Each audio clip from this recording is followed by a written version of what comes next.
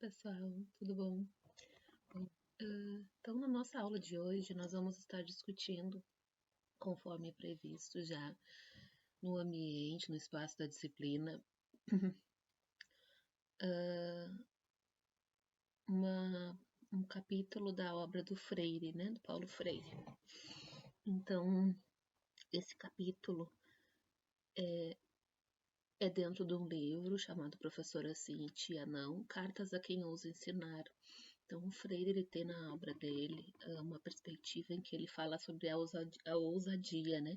Ele tem um outro livro, inclusive, que ele fala sobre medo e ousadia, né? O título do livro, né?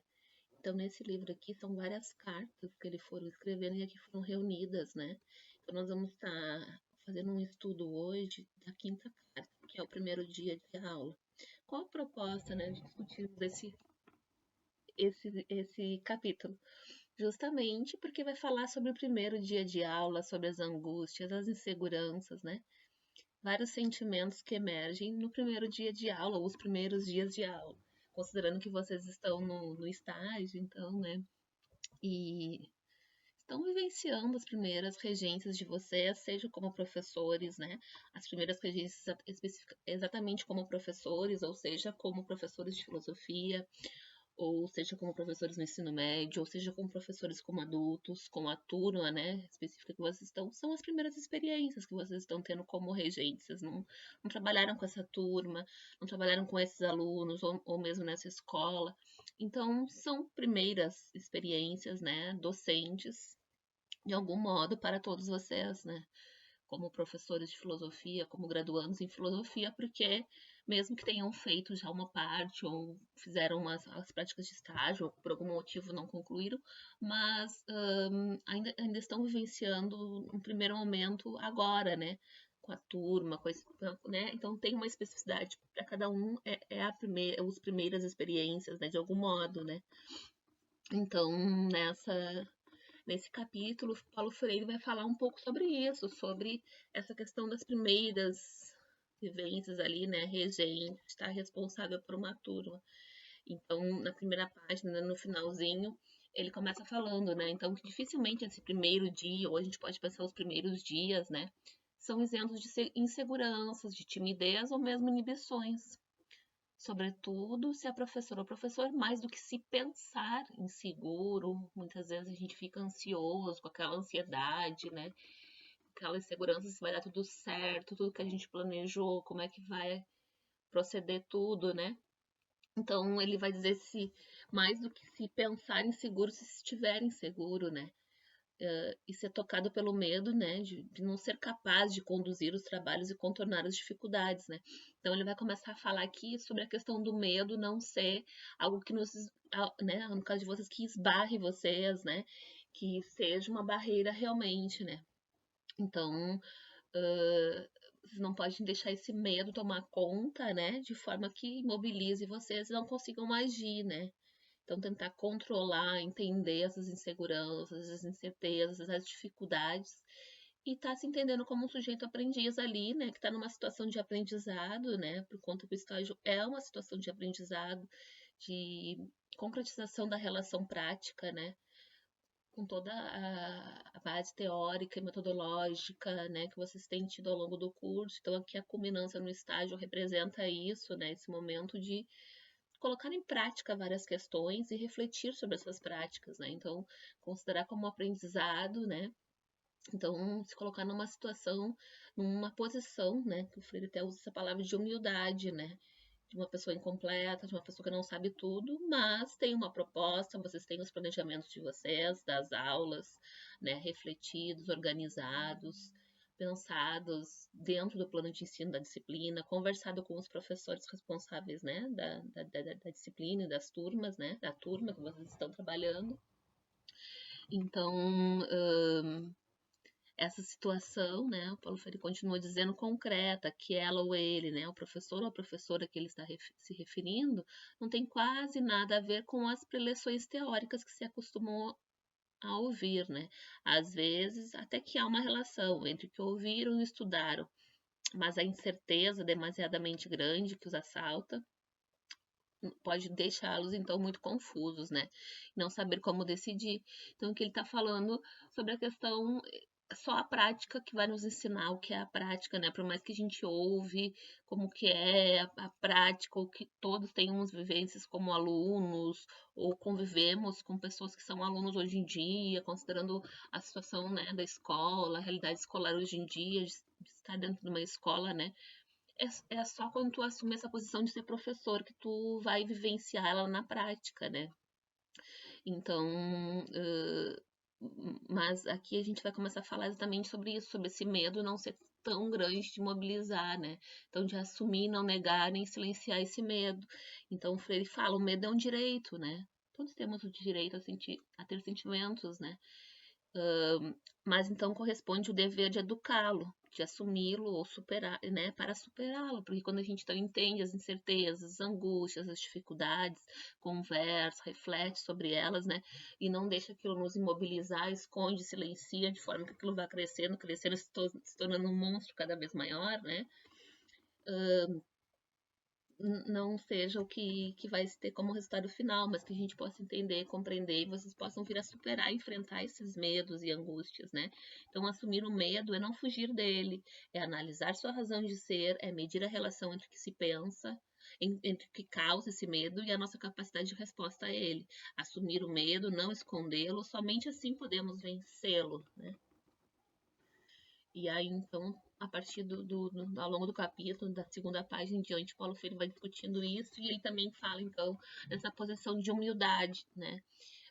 Que ele vai confrontar com um modelo de escola, de educação, de professor elitista, autoritário, né? Porque quando a gente assume uma posição autoritária de alguém que sabe tudo, né? O professor como alguém que sabe tudo dentro de uma perspectiva tradicional, se nega muitas vezes que não se sabe tudo, né? Se está aprendendo, né? Então, ele vai colocando que para ele isso é um sintoma de, né, de deteriorização, né, da escola, de quando as classes populares começam a encher as ruas, né, com protestos, né? Então, jamais entende a umidade de assumir o medo, né? Ele está falando aqui de um professor autoritário, né? Uma posição de educação, de ensino autoritária, né? Que não se assume o medo, que não se tem humildade para se assumir como um aprendiz, como um sujeito incompleto, né? Então, na verdade, a assunção do medo, ele vai dizer, é o começo de sua transformação em coragem, né? Então, ele assume essa posição, essa postura de que entende o medo, né?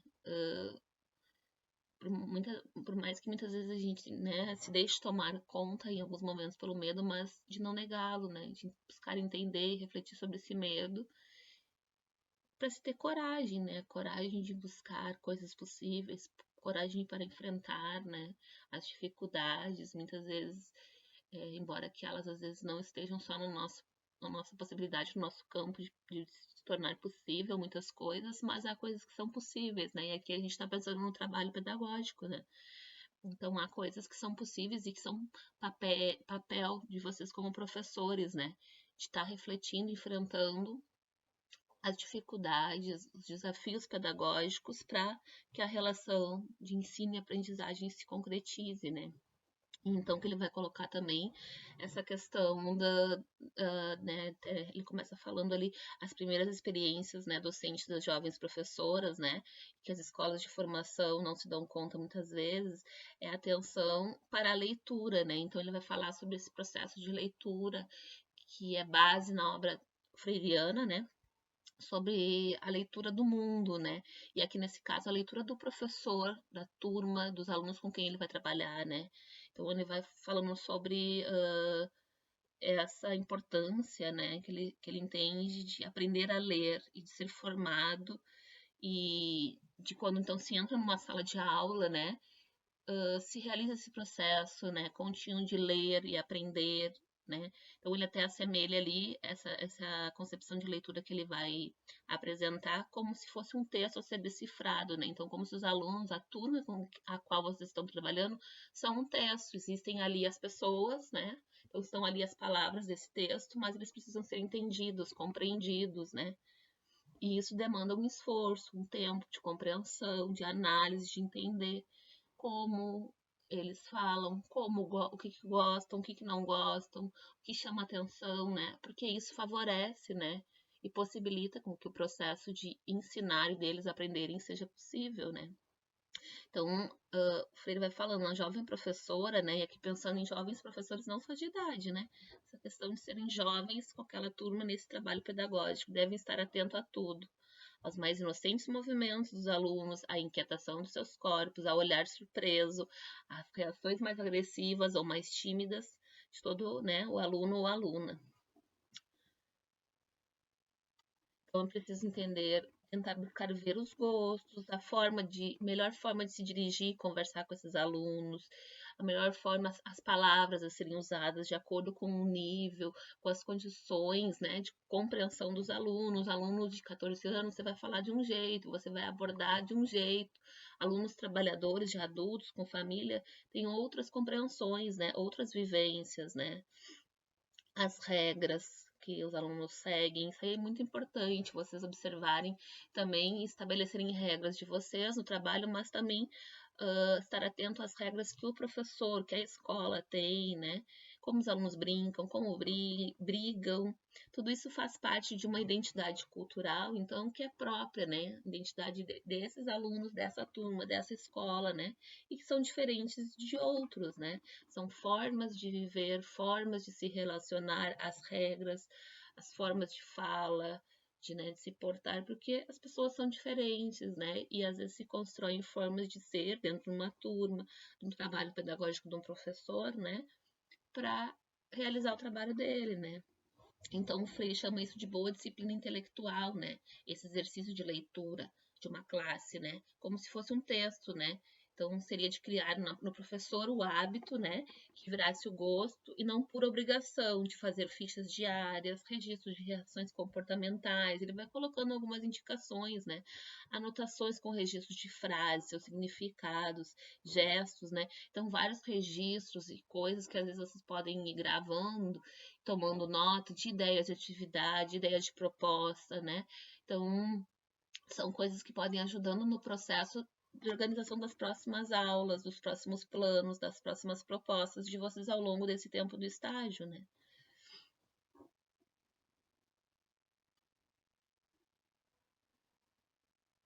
Então, estar aberto, né, a compreender as relações entre os fatos, os dados, objetos, né, nessa compreensão do real, porque a gente está trabalhando com pessoas que são reais, né, que vivem uma vida real e a gente está interferindo e interagindo com essas pessoas nessa vida delas, né?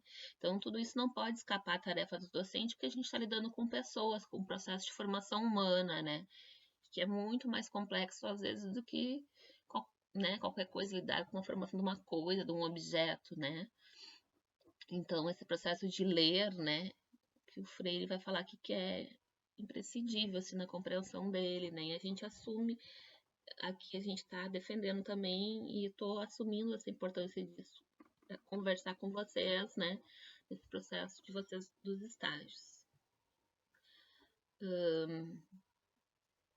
Então, também o Paulo Freire vai falar, né, esse processo de querer, de aprender, saber o que quer, né? Então, essa leitura, esse processo de entender, ele não é à toa, ele tem uma finalidade que é buscar com que o processo de ensinar seja o mais significativo possível e fomente a aprendizagem dos alunos, né?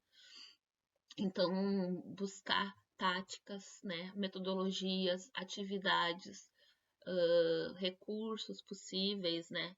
Porque vocês têm o conteúdo que é planejado, que está previsto ali no plano de ensino, no trimestre que vocês estão trabalhando e ser trabalhado, né? Ser desenvolvido com os alunos.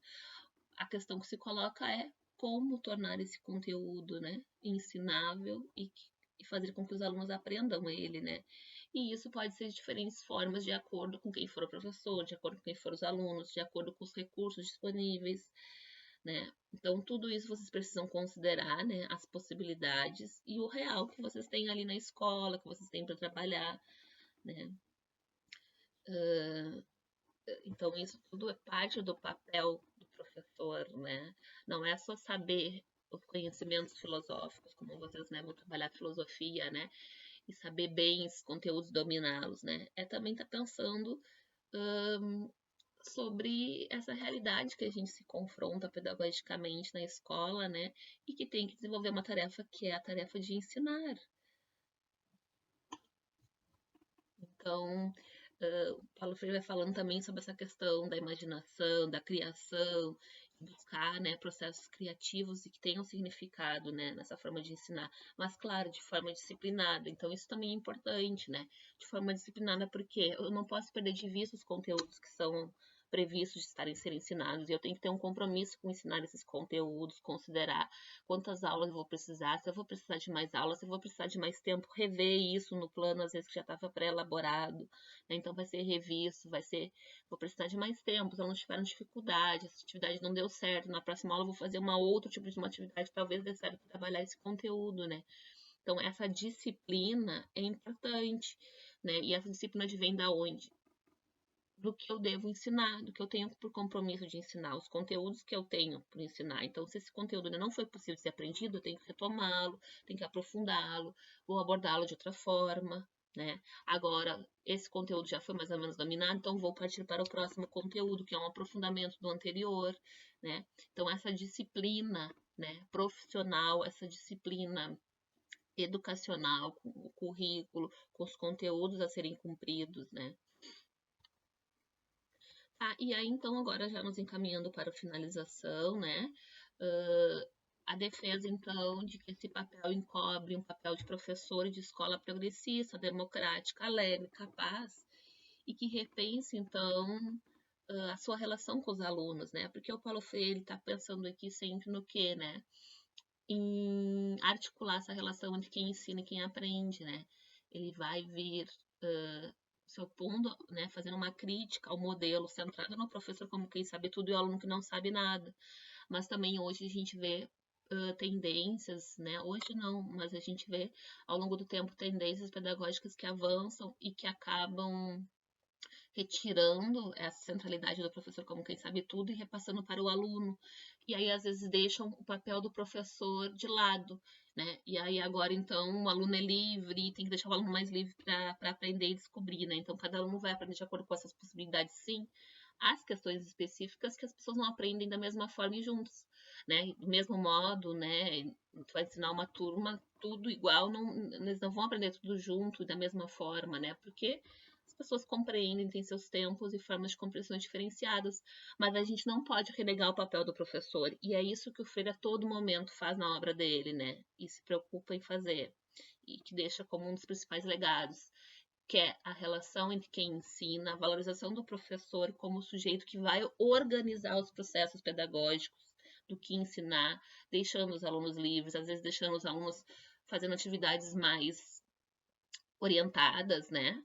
Em alguns momentos. Então, esse equilíbrio, inclusive entre permitir a liberdade e as diferentes formas de compreensão individuais dos alunos, é o professor que organiza isso como uma pessoa formada para isso, uma pessoa qualificada para essa relação pedagógica de ensinar, né?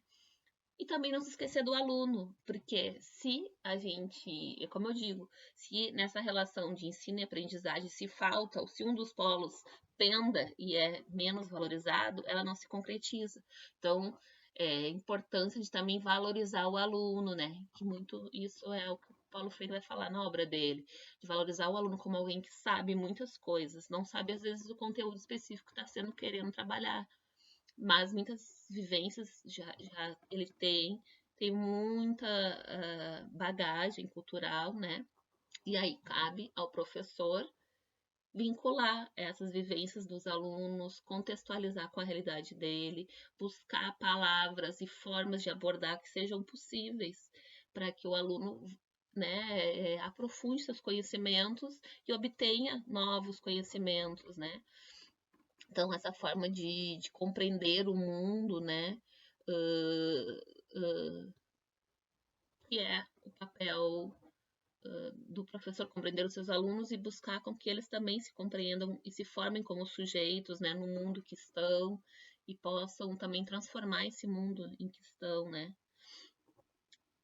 Então, aí o Freire termina finalizando sobre essa questão que eu estava comentando, da relação entre ensinar e aprender, né? Então, todo momento também é uma tarefa de vocês, né? Estarem valorizando essa relação de ensinar e aprender, né?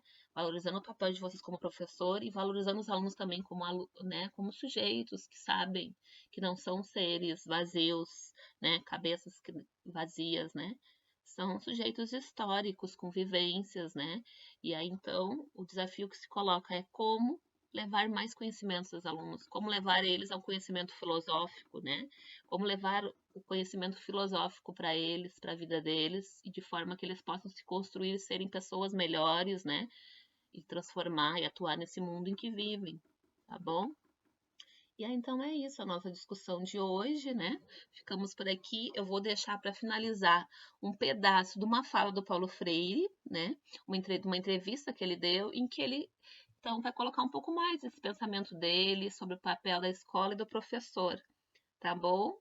Abraços, gente, e até a próxima.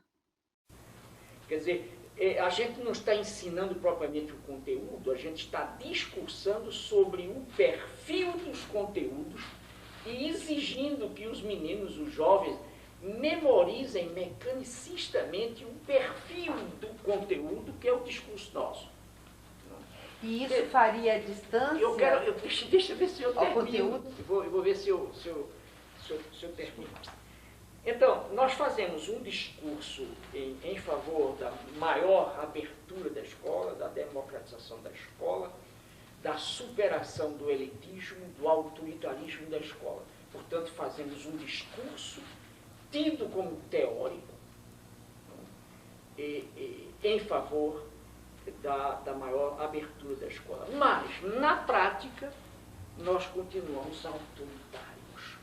Então, o que acontece é o seguinte, é que há uma inconsistência entre o que dizemos e o que fazemos. E como é o que fazemos e não o que dizemos que testemunha, que fala de nós, porque quem fala de mim não é o discurso sobre que eu, não é o discurso que eu faço sobre coisas, mas é a coisa que eu faço através da minha ação, da minha prática. O que eu faço é que fala de mim, não o que eu falo. Ora, aí então só tem uma saída, é dizer que na prática a teoria é outra coisa, a teoria é diferente. Então eu tenho a impressão que e veja como isso tem uma raiz ideológica. Eu acho que uma das coisas que a gente tem que discutir com os educadores, não impor a eles, porque seria uma forma contraditória demais, antagônica, é você fazer democracia no porrete. Quer dizer, não é possível você fazer democracia batendo nas pessoas que preferem não ser democratas. Quer dizer, não pode. Você tem que convencer. No fundo, fazer esse trabalho pedagógico democrático no Brasil implica uma certa fascinação. Quer dizer, ou você é capaz de fascinar também, não tanto você mesma, mas o sonho que você traz. Se me permite só uma pergunta dentro dessa... qual a diferença, professor, entre esse raciocínio que o senhor apresenta e a catequese jesuítica? Eu acho que a catequese jesuíta era muito autoritária, entende? Quer dizer, e elitista também. Elitista. A catequese jesuíta, inclusive, tinha muito que ver nos começos do Brasil com isso que Nita, minha mulher, estudou no seu livro, que é exatamente a restrição ao corpo. E nós padecemos ainda hoje na educação brasileira da catequese jesuítica e da linha pedagógica jesuítica? Eu acho também. Agora, o que eu acho é que, para mim como educador democrático, eu não sou catequista. Eu tenho que dizer, como educador democrático, eu me exponho democraticamente diante dos alunos e com eles. Eu os chamo a expor-se também. Aí seria o aspecto dialógico da proposta da pedagogia do oprimido. Exato. Não? Por exemplo, na pedagogia do oprimido, eu sou até um pouco, às vezes, duro com relação às lideranças revolucionárias, políticas que se sentem proprietárias do saber revolucionário e que desprezam completamente o saber, as dúvidas, os medos, os sonhos, as aspirações das massas populares. Entende? Isso não é revolucionário, coisíssima nenhuma, isso é reacionarismo. E eu denuncio isso fortemente na pedagogia do oprimido. Quer dizer, por exemplo, nesse encontro da Alemanha, que eu me referi antes a você, um educador da antiga Alemanha Oriental veio a mim e disse: Paulo, eu pude ler você porque eu trabalhei assessorando países da África. E aí, então, na África, eu lia você. E me lembro de que escrevi um artigo um dia discutindo o seu pensamento e entreguei à revista de Pedagogia na Alemanha. E o diretor me chamou e disse que não podia publicar porque era um artigo que tratava muito bem um pedagogo burguês. Então, ele aí disse: olha, realmente tinha que mudar. Você vê, essa expressão, não, esse Paulo Freire é um pedagogo burguês brasileiro, não pode ser lido. Eu não me acho tanto burguês na pedagogia do oprimido nem nada, mas vamos admitir que fosse. E por que não ler um pedagogo burguês? Está entendendo? Quer dizer, eu tenho um horror como é que eu diria, a esse policiamento ideológico que é castrador. Quer dizer, o que você tem como educadora progressista é falar das convicções e das certezas em torno, e das certezas que não podem ser muito certas. Porque uma das coisas que eu acho que uma pessoa que pensa historicamente, eu acho que uma das melhores virtudes é a que a coloca como não muito certa das certezas. Eu sou assim, eu não ando muito certo das minhas certezas, o que vale dizer, eu estou sempre aberto a substituir uma certeza por outra que eu não conhecia, está entendendo? Ou substituir razões de ser das certezas. Quer dizer, mas voltando à coisa, vamos admitir que eu fosse mesmo um pedagogo burguês. Liberal, professor? Liberal, seja o que for, porque não lê, eu acho que tem que ler, está entendendo? Eu acho que tem que ler Gramsci, mas tem que ler também o educador liberal. Essa história de você dizer, eu tenho horror a esse negócio de já era. Não já era porque ninguém era, todo mundo está sendo. Entende? Quer dizer, vamos ver o que é que esse cara fez, o que é que esse cara propôs. Por exemplo, dizer simplesmente Gilberto Freire não tem sentido, isso não tem sentido para mim. O que não tem sentido é essa frase. Está entendendo?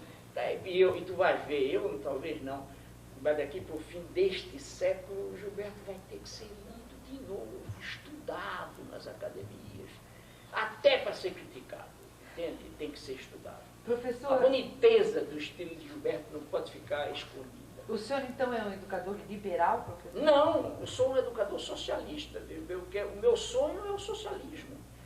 Mas o socialismo democrático, para mim, o que não deu certo nas chamadas experiências socialistas, foi exatamente a moldura autoritária em que meteram o socialismo. O que está dando certo no mundo ocidental não é o capitalismo, não, é a moldura democrática em que está o capitalismo. Está entendendo? Tira essa moldura democrática da França, da Alemanha, de tudo, proíbe que trabalhador se brigue, restringe o direito de greve, limita a participação popular e o capitalismo deles fica pior do que o nosso, ou igual ao nosso. Entende? Então, o que eu me bato por um socialismo cujo contorno é democrático e por isso mesmo não tem medo de ler um livro de um liberal. Agora, eu não sou o chamado liberal. Professor, o projeto da educação, né, que tem a pedagogia do oprimido como orientadora, é um projeto que se conjuga com modernidade?